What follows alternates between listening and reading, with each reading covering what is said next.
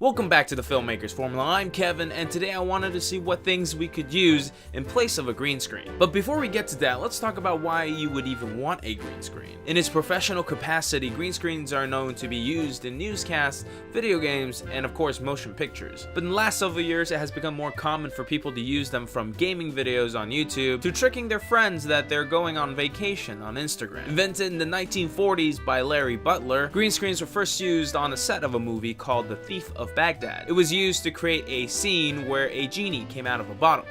No, not that genie. This one. That's an interesting choice of clothing.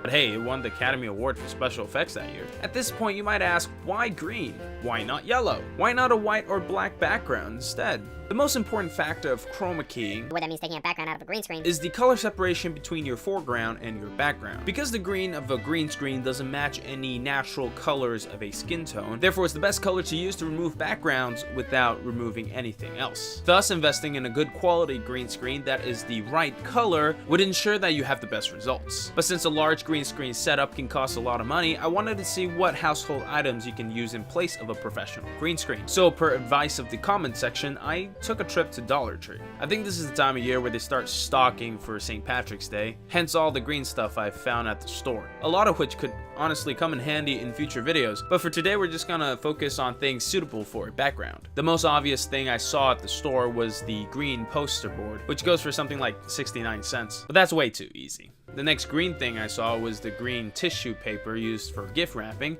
so I grabbed some of that. Now's a good time to mention that despite the name green screen, blue is a good substitute for a green screen as well.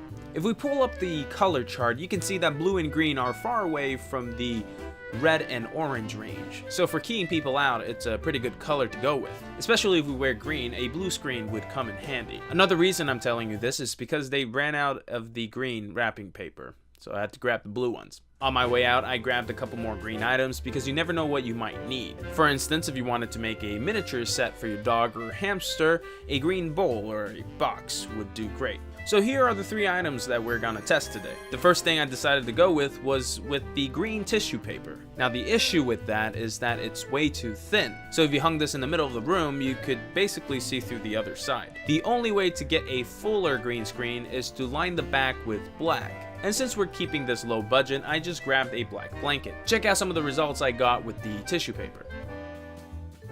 Keying out blue is something I haven't done before, but I thought now is a good time as any to test it out. I mean, it should pretty much be the same. I taped some of this gift wrapping paper onto the walls. You would probably want to buy a couple rolls if you have a lot of area to cover. Then I dressed up in full green attire, and these are the results after I key myself out.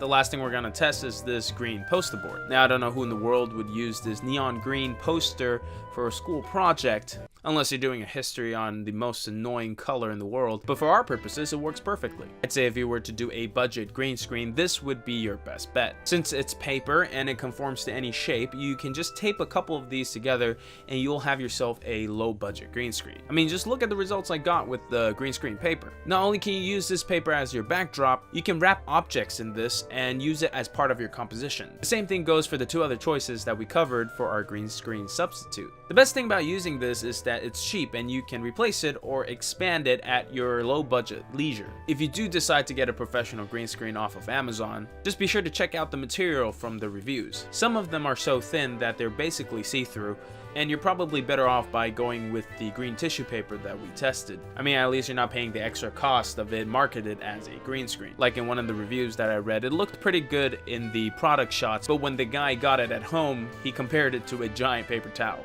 If you enjoyed this series on low budget filmmaking, let me know in the comment section below, and I'll work on more of these. And while you're down there, leave any questions you might have and I'll do my best to answer them. Like the video if you liked it, and subscribe for more shortcuts, effects, and tips on creative filmmaking. Just in the spirit of transparency, I'm still working on figuring out YouTube. Sometimes I don't know if a certain type of content is working until several weeks later. So comments on what you guys like really help the direction of the channel. But I always try to keep the show moving. As always, thank you for watching, and I'll see you in the next video.